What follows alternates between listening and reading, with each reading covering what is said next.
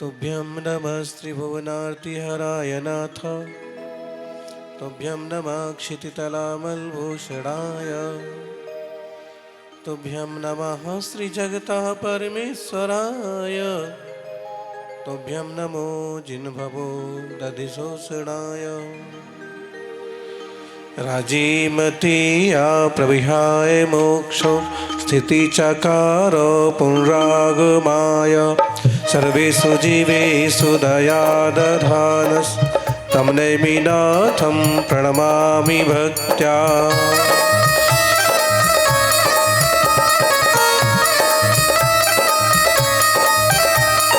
सर्पाधिराजा कंठारितोयै ध्यानस्थितस्यैव फणाभितानै। यस्योपसर्गं निर्वर्तयत्तं नमामि पार्श्वं भयतादरेण।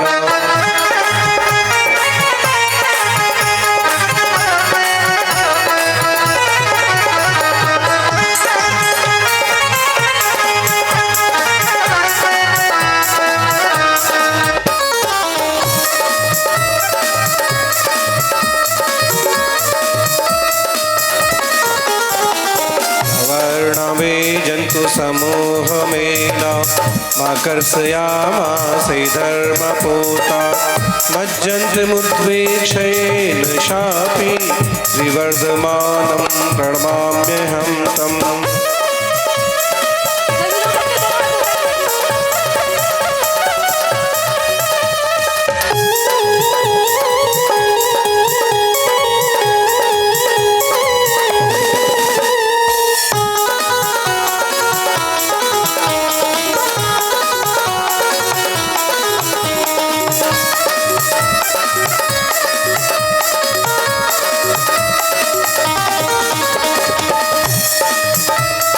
गणिन्दवादिशाय मुनिन्दं महावीरकीर्तिं षण्डाणचन्दं।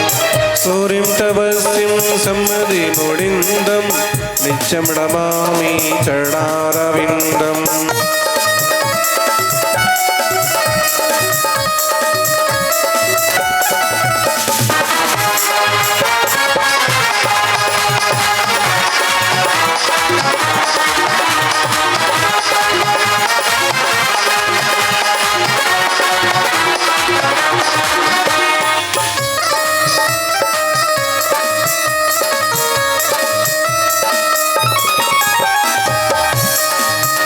जय बोलिए आदिनाथ भगवान की।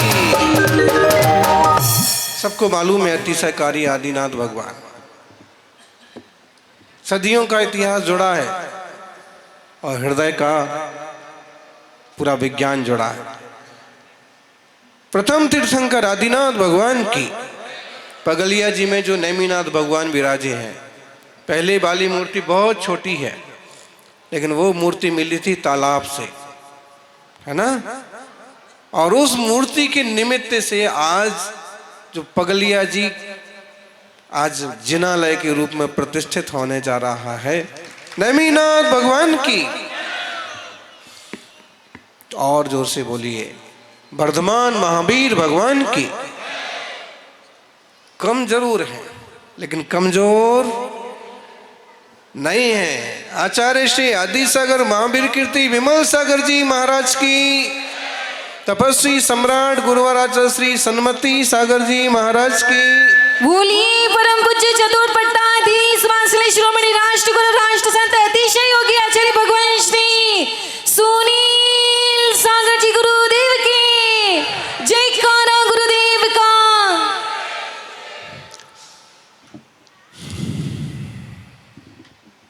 नारी जंतु संत जन के दाता के सूर।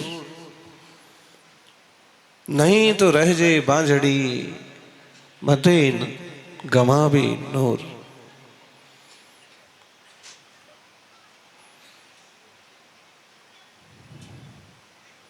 बहु प्रचलित अनि जूनो दोहर है।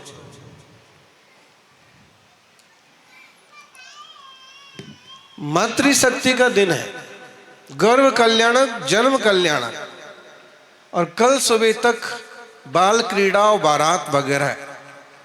नेमिनाथ की बारात निकलती है सेठ जी, बारात निकलती है, विवाह नहीं हुआ वो बात अलग है, लेकिन बारात, नेमिनाथ की बारात तो इतनी फेमस है कि मंदिरों में भी उसके चित्र बनाए जाते। यदुवंशियों का कैसा पूरा 56 करोड़ यदुवंशी बाराती थे।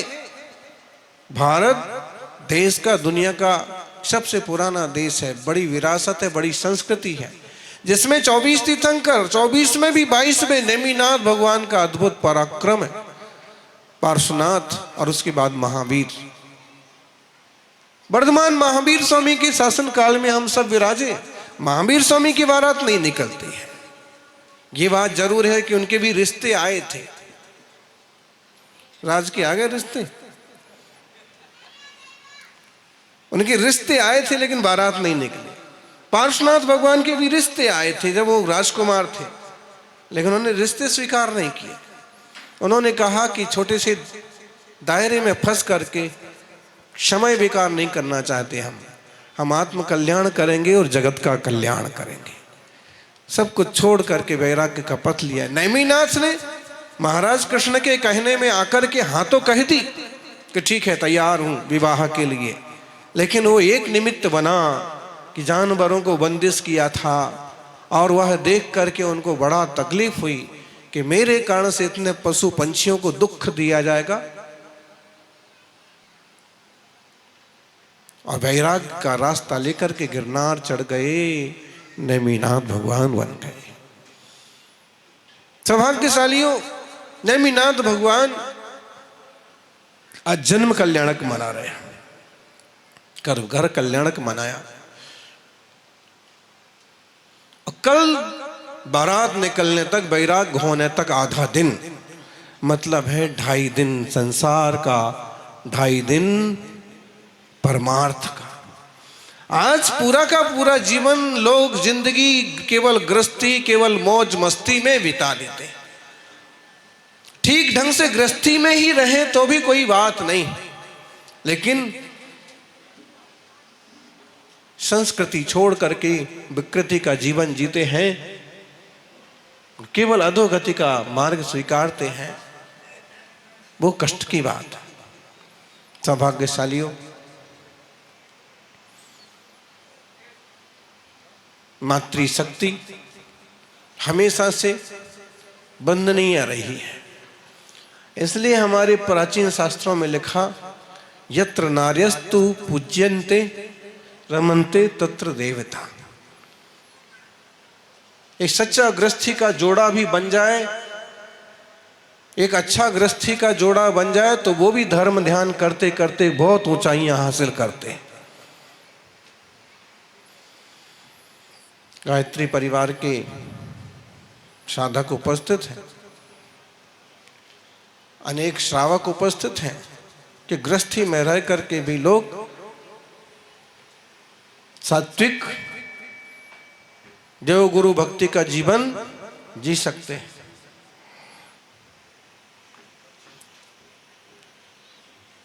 श्रावकाचार और श्रवणाचार दोनों परस्पर पूरक रहे हैं।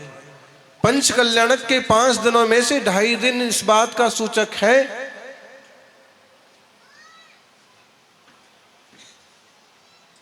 कि श्रावकाचार का रहना भी जरूरी है, और 2.5 दिन इसका बात का सूचक है कि श्रवणाचार का जीवन में आना भी जरूरी है। अगर श्रवण ना बन पाए तो श्रवणों की सेवा के काबिल तो बनना ही चाहिए। मातृशक्ति की बहुत बड़ी भूमिका है। नारी जन तो क्या कहा, संत जन। संत रामपुर गांव में रहने से ऐसे ही आप लोग आधे संत हो गए। कहां से आए बोले? संत रामपुर से आए। गांव का नाम तो बड़ा सुंदर है। गुरु बरतपुसी सम्राट भी इस गांव का नाम बोलते थे, और उन्होंने यहाँ एक तप किया था, कनकावली तप। क्यों? आप लोगों को पता है कहाँ गए? गड़िया बढ़िया, हाँ गांधी। पुराने लोगों को किसी को पता हो तप का नाम, तप तो किया ये सब पता है आपको, लेकिन कौन सा तप था? जहां तक किताब में हमने पढ़ा कनकावली तप, वो भी एक बहुत कठिन तप होता है। वो तप उन्होंने इस संतरामपुर की धरती पर किया था। सौभाग्यशाली हैं आप लोग, आज भी आप सबकी श्रद्धा उनसे जुड़ी है और ऐसे तपस्वियों का आशीर्वाद है कि समाज का गौरव सम्मान बना हुआ है, बढ़ रहा है और वृद्धि हो रही है।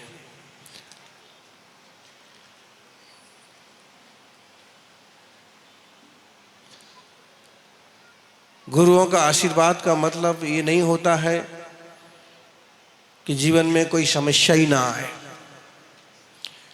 प्रभु की कृपा और गुरु का आशीर्वाद का मतलब केवल ये नहीं होता है कि जीवन में कोई समस्या ही ना आए। उसका अर्थ यह होता है कि कितनी भी बड़ी समस्या आए आप उसे हल कर पाएंगे, आप उसे जीत पाएंगे। कि जहाँ कोई समस्या ना आए, जहाँ कोई तकलीफ ना आए, सीधे सीधे चल करके संतरामपुर पहुंच जाए बिना बुखार के, तो क्या बड़ा किया। थोड़ी बहुत तबीयत बिगड़े, थोड़े पुगाव में कांटे वांटे लगे, फिर पहुंचो आप तो थोड़ा सा हाँ कि फिर परिश्रम थोड़ा। लेकिन एक बात है, गुरु की प्रभु की कृपा का फल ये होता है कि आप उस पर विजय पा लेंगे, हारेंगे नहीं। इसलिए कहते हैं कि हिम्मत ना हारिए, प्रभु ना विसारिए।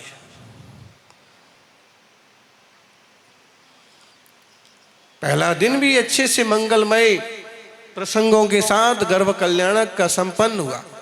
और बात तो ठीक है, आज यहां सारे पात्र युवा, सौधर्मेंद्र, कुबेर, सानत कुमार, ईशान वगैरह, और उसके बाद खास रूप से माता पिता की जब बारी आती है तो लोग 60-70 साल के श्रावक को ढूंढते हैं। या ऐसे लोग अपनी पर्ची भेजते हैं कि भाई मुझे बनना है, मुझे माता पिता बनना है। ये आपके गांव का सौभाग्य कहो या इन जीवों का सौभाग्य कहो कि एकदम यंग। ये माता पिता बनना कठिन क्यों है? इसका मूल कारण है कि इस भगवान के माता पिता की भूमिका निभाने के बाद जीवन में शील व्रत पूरी तरह से पालन करना होता है। तो ये संभव है कि कोई 60-70 के हों तो वो व्रत ले लेंगे, बाकी छोटी वय में तो ये पात्र भी सौभाग्यशाली हैं कि जिनने इतना बड़ा मन बनाया।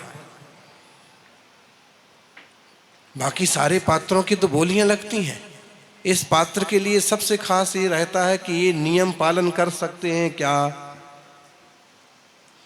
फिर जो इच्छा हो सो दान करो। तो नेमिनाथ भगवान का यह पंच कल्याणक अपने आप में अपूर्व है। हमारे सानिध्य में नेमिनाथ भगवान के नाम से दूसरा पंच कल्याणक हो रहा, उदयपुर सेक्टर 14 में हुआ। आपकी दीक्षा के समय, महाराज की दीक्षा थी तब हुआ था। सुधेंद्र सागर जी, सुधीर सागर जी और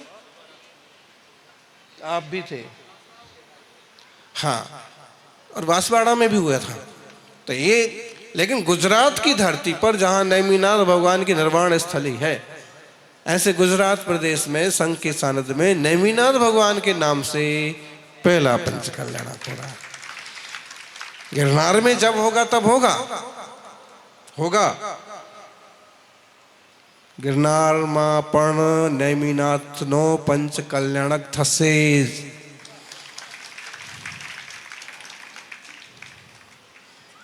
होना ही चाहिए। प्रभु की कृपा रहेगी, गुरुवर का आशीर्वाद रहेगा, सारी चीजें होंगी। जैन धर्म की महिमा, जैन धर्म की गरिमा इसलिए बढ़ना जरूरी है क्योंकि सदाचार, शाकाहार, आत्मीयता, भ्रातृभाव बढ़ाने के लिए इसके सिद्धांत आज भी बहुत बड़ा काम करते हैं। लोग जैन कहलाएं ये महत्व की बात नहीं है। लोगों का जीवन स्तर ऊंचा उठे ये महत्व की बात है। दाहोद में पहले प्रवचन में नगर पालिका प्रांगण में बहुत बड़ा प्रवचन हुआ, सारे विधायक वगैरह उपस्थित थे, और उसमें हमने एक ही बात कही कि गुजरात में आने का मतलब हमारा किसी का धर्म परिवर्तन कराना नहीं है, यहाँ आने का मतलब है लोगों का हृदय परिवर्तन होना चाहिए।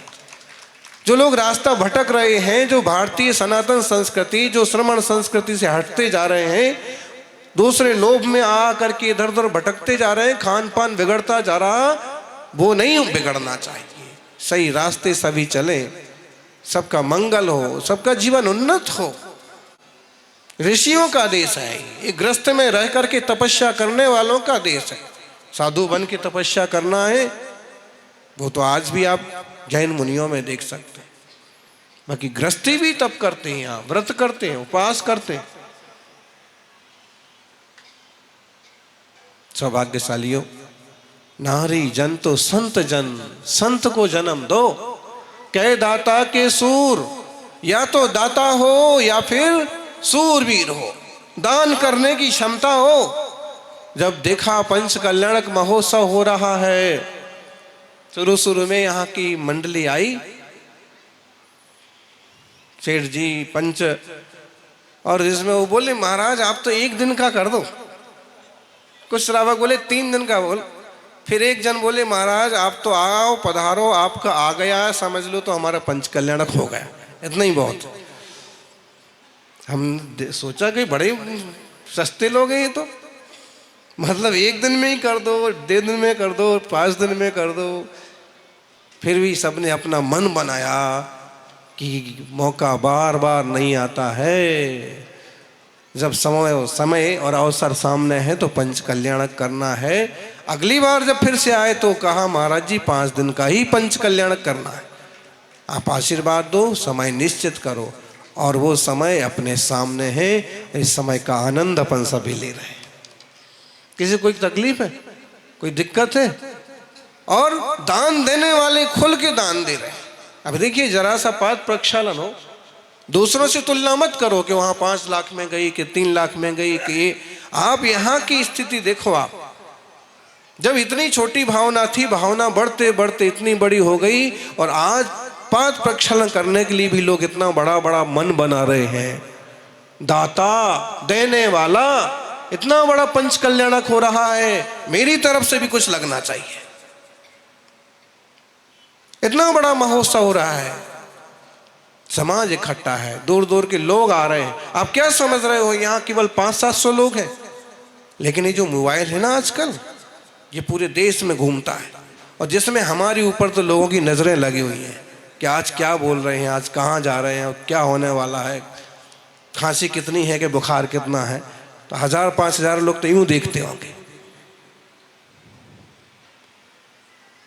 तो ये समझ लो कि मंडप में भले कम हो, लेकिन मंडप के बाहर इससे कई गुना ज्यादा लोग हैं। सबको मालूम पड़ रहा है कि गुजरात का एक छोटा सा शहर है संतरामपुर, जहां नेमिनाथ भगवान की पंच कल्याणक हो रहे हैं।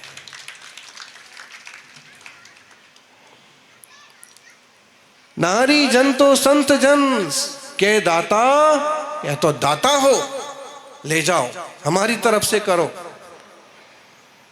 के सूरवीर हो, धर्म समाज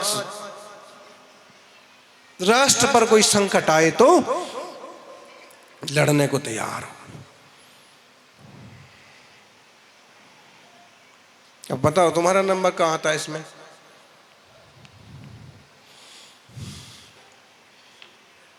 देश की सेवा में, समाज की सेवा में।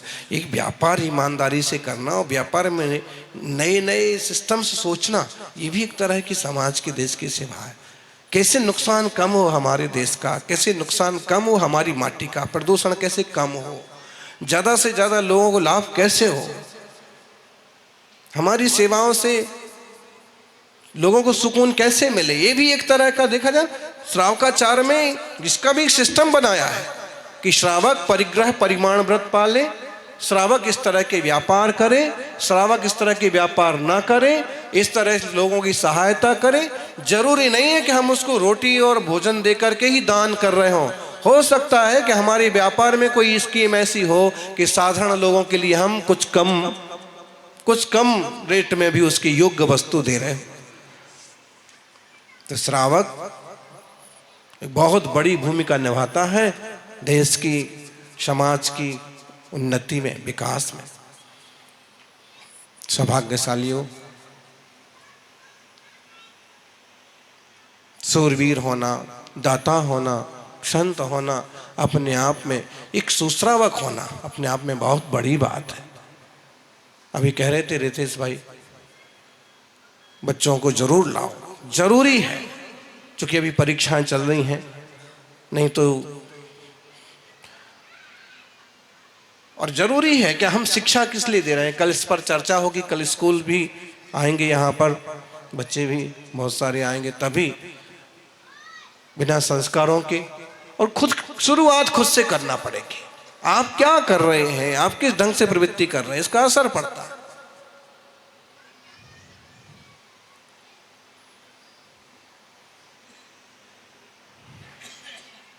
घबराइए मत।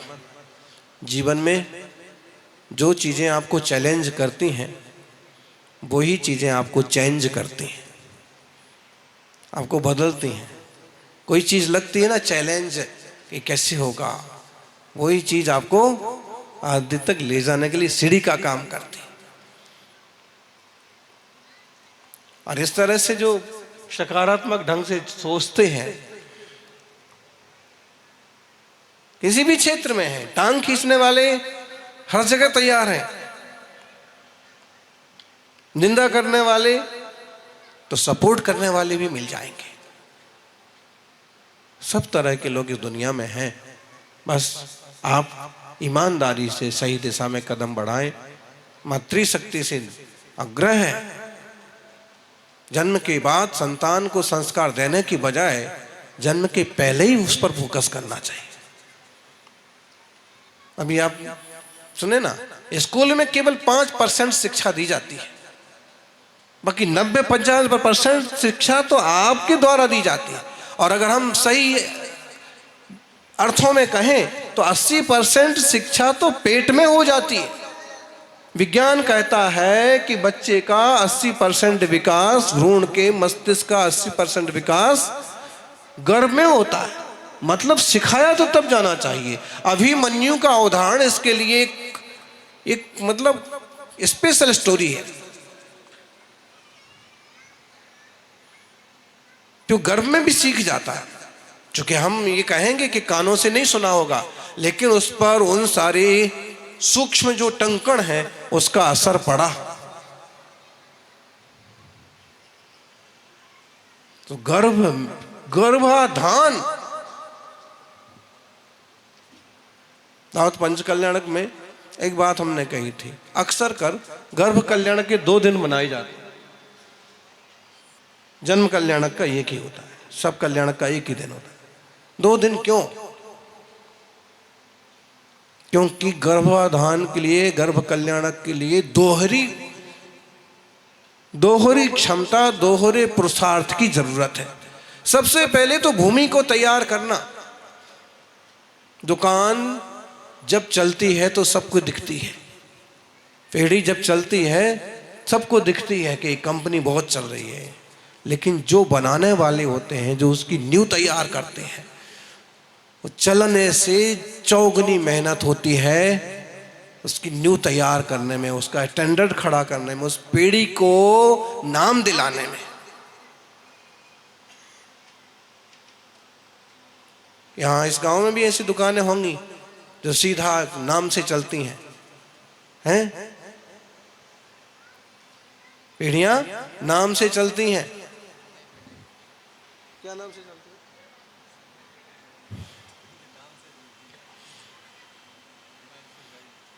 ईमान साहब भाई के नाम से, धनपाल जी के नाम से चलते। हाँ,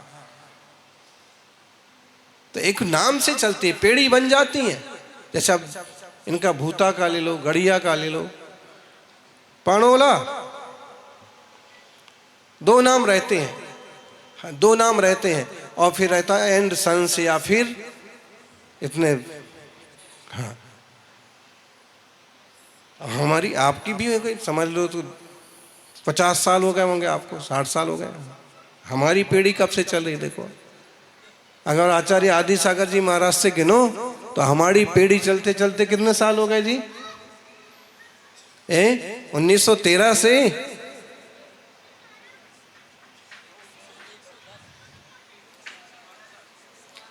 अगर मुनि दीक्षा से गिने उनकी तो 113वां साल चल रहा है।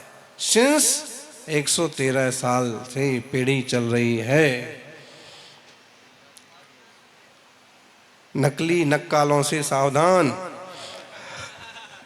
अब लिखते नहीं, हाँ, कि इसके लिए आप देखिए इसका वो क्या, और वो बटर वो भी लगाते हैं, हॉलमार्क और लगाते हैं, कि फिर लिखते हैं नक्कालों से।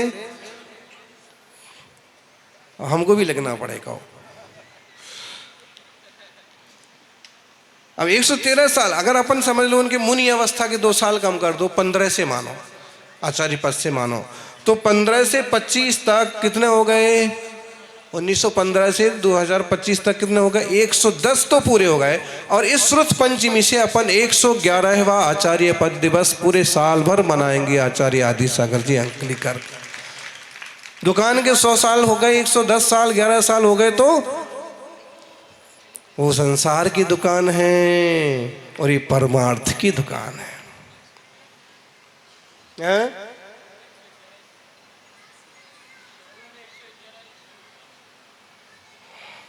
111 तो सब है ही। तो ऐसे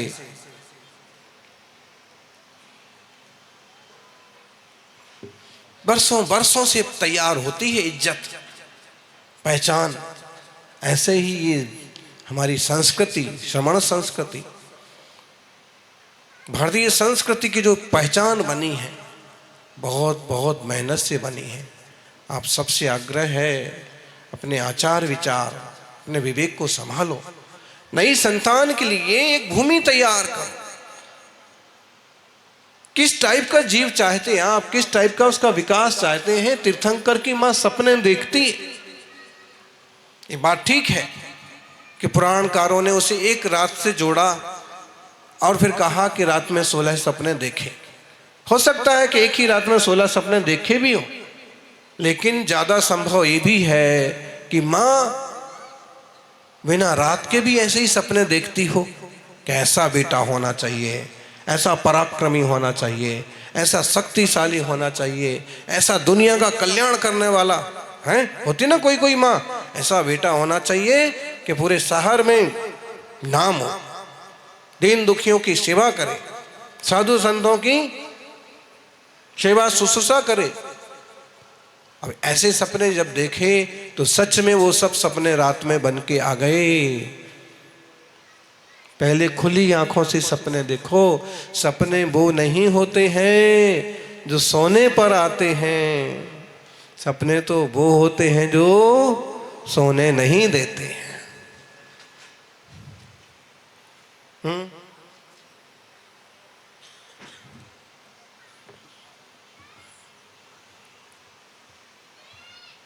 सपने तो वो होते हैं जो कुछ अच्छा करना है, कुछ करके दिखाना है। तो ऐसे सपने माने देखे, गर्भ कल्याणक मनाया। खेत जब तैयार होता है, अभी रास्ते चलते भी देखा, यहाँ तो पानी की अच्छी सुविधा है, फसल होती है अच्छी, किसानों का जीवन भी अच्छा है। इतना सब कुछ होते हुए भी मांस मच्छी का कुछ प्रचार बढ़ रहा है। पता नहीं कहाँ से गलत रीति नीति लोगों के बीच आ रही है। इससे जनता का बड़ा नुकसान, पशु पंछियों का नुकसान तो है ही, लेकिन आचार विचार की गिरावट से जनता का भी एक तरह गिरावट ही तो है, नुकसान ही है। गलत खान पान वाला अच्छा कैसे सोच पाएगा? जब इतना विकास है, पानी है, तो लोगों से आग्रह है कि शाकाहार सदाचार के रास्ते ही चलें। पशु पंछियों को कष्ट देना भी बुरी बात है। तो हमने देखा रास्ते में खेत तैयार हो रहे हैं, खेत तैयार करने के लिए कितनी मेहनत की जा रही है। अरे भाई गेहूं काटा है, अब तुरंत जाकर के वो मक्के के बीज डाल देवे, क्या दिक्कत की बात है। गेहूं कट गया और डंठल लगे रहने दो, कोई दिक्कत नहीं। डंठल है, कंकर है, उसमें ही मक्का डाल दो, ठीक होगा। उसी में बाजरा डाल दो, बाजरा आ जाएगा। नहीं, पहले वो पूरे डंठल निकालेंगे, काटेंगे, फिर कंकर निकालेंगे, फिर बुरबुरा करेंगे पूरी जमीन को, फिर पानी बरसने दो एक आध, फिर उसके बाद लगभग महीने भर की ये मेहनत होगी पहले, उसके बाद बीज डाला जाएगा।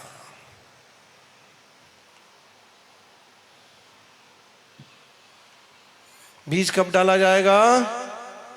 महीने भर की फिजूल की मेहनत हो रही है।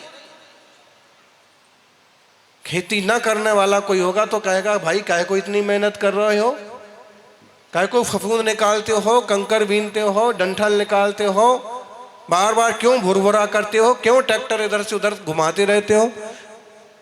इतनी क्या जरूरत है, सीधे बीज डाल दो। किसान कहेगा सीधे बीज डालेंगे तो बीज भी इन सब में उलझ करके वो भी खत्म हो जाएंगे, कुछ नहीं आएंगे। पहले भूमि तैयार करो, पहले भूमि तैयार करो। गृहस्थी में गए हो तो पहले अपने आचार विचार की भूमि तैयार करो, फिर आने वाले जीव के सम्मान, आने वाले जीव का स्वागत की तैयारी करो। बीज डालने से लेकर के उसको संस्कारित गर्भ के संस्कार। महापुराण का स्वाध्याय किस किसने किया? महापुराण बड़ा सुंदर शास्त्र है, जिनसेन आचार्य एक बड़े आचार्य हुए, स्वाध्याय किसी ने किया? अब जिसने किया भी होगा वो अकेला शर्म के मारे खुद अकेला भी हाथ नहीं उठाता। इतने लोग हाथ नहीं उठा रहे और हम उठाएंगे तो लोग क्या कहेंगे। किसी ने स्वाध्याय किया? करिए पुराणों का स्वाध्याय, बहुत बढ़िया। चलो एक दो जने हैं, 5-7 जने हैं, हिम्मत कर रहे हैं, धीरे धीरे क्या किया, लेकिन बड़ा सुंदर पुराण है। और उसमें संस्कारों का जब वर्णन है तो गर्भाधान संस्कार से संबंधित अनेक क्रियाएं वहां पर है। एक दिगंबर जैनाचार्य जो बाल ब्रह्मचारी हैं, उनने भी इस चीज का महत्व समझा कि अगर गृहस्थी में जाते हो तो गर्भाधान आदि क्रियाओं को समझो। पुंसवन वगैरह क्रियाएं गायत्री परिवार भी कर रहा है, जो भारतीय सोच के लोग हैं उस पर ध्यान है सबका। प्रैक्टिकल होना चाहिए, क्योंकि कैसा जीव चाहते हैं, उसका भविष्य आप कैसा चाहते हैं, वो तभी निर्धारित होता है। आज जी महावीर कीर्ति महाराज का मुनि दीक्षा दिवस आने वाला है ना। विमल सागर जी का मुनि दीक्षा दिवस आने वाला है इस सिद्ध चक्र विधान के बीच में 9 तारीख और 11 तारीख को। महावीर कीर्ति की मां क्या सोचती है, शिखर जी की वंदना करना है। 4-5 माह का बच्चा गर्भ में है और वंदना कहाँ की करना है? शिखर जी की। वो करी।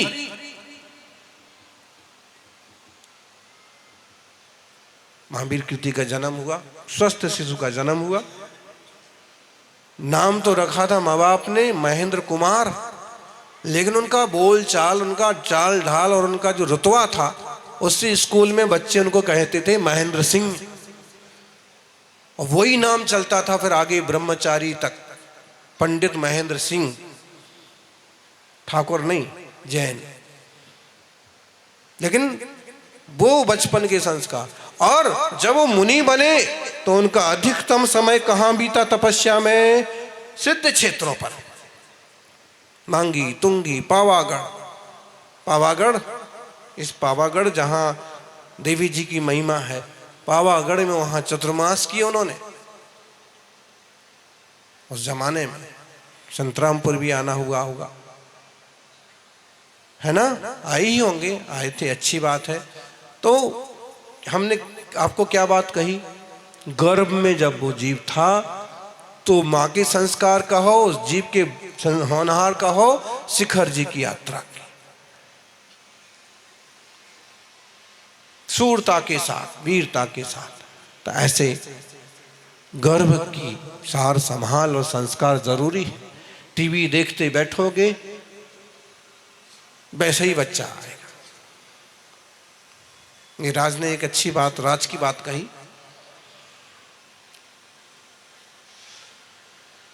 कि बच्चों को स्कूल में एप्लीकेशन लिखाना सिखाते हैं, बस आवेदन पत्र, छुट्टी के लिए, इसके लिए, उसके लिए। ऐसा नहीं सिखाते हैं कि कलेक्टर की तरह ऑर्डर देना सिखाएं। जैसी छोटी बात सिखाते हैं बस उतना ही विकास हो पाता है, और अगर उसको बड़ी बात सिखाएंगे तो बड़ा विकास भी हो पाएगा ना। गर्भ संस्कार में छोटी छोटी बातें सिखाएंगे, मान लीजिए, उतना ही विकास होगा। लेकिन बड़ी बातें, सिद्धोसी बुद्धोसी निरंजनोसी, कुंद कुंद की माँ तो इतनी बड़ी बात सिखाती है कि तू हे बालक, तू सिद्ध है, तू बुद्ध है, तू अरहंत है, तू भगवंत है, तू परमात्मा का अंश है। अभी कौन सिखाता है? लल्लू है तू, बंटी है तू, पप्पू है तू, बताइए। उतना जितना उसको बोलते हैं उतना ही सा रह जाता है। लोरियां सुनाओ तो वो सुनाओ कि पालने में ही अरहंत सिद्ध साधु बनने के संस्कार आ जाए।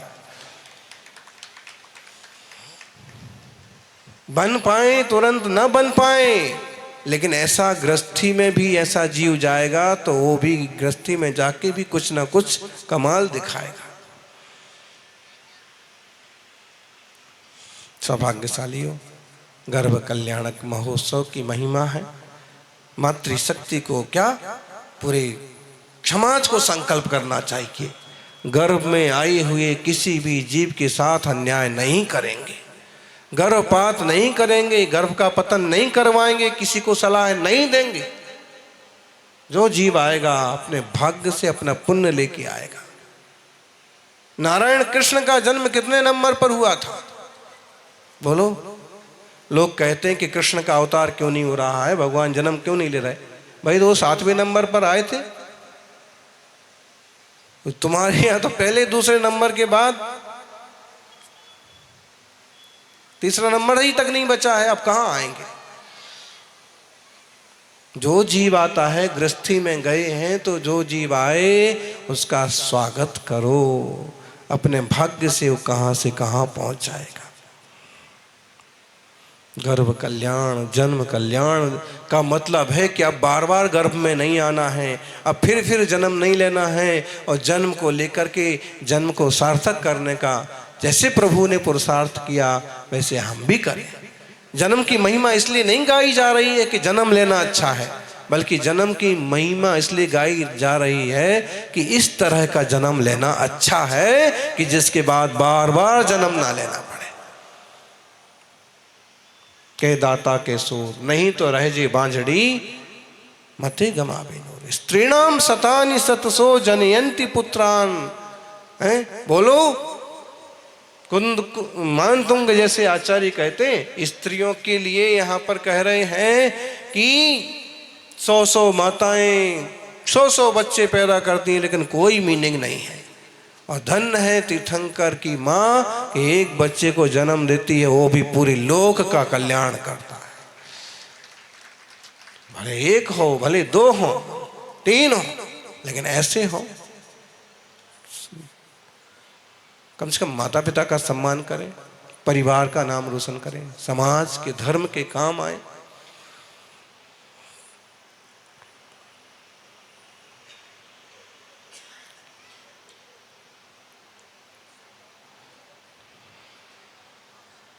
सभी के मंगल की कामना, सबका जीवन सुखमय हो, धर्म और संस्कार निरंतर बढ़ते रहें। आप देखो इतने सारे महाराज माता जी बैठे हैं। अब हमारे का तो सबको मालूम पड़ गया कि महाराज जी का बुखार आ गया था और ऐसा हो गया था, लेकिन साधुओं में भी है, माता जी में भी है कि उनको बुखार आ गया, कि अंतराय हो गया, लेकिन फिर भी आत्मशक्ति आत्मबल के साथ साथ गुरुजनों के संस्कार की निरंतर तपस्या करते करते और यहाँ तक पहुँच गए।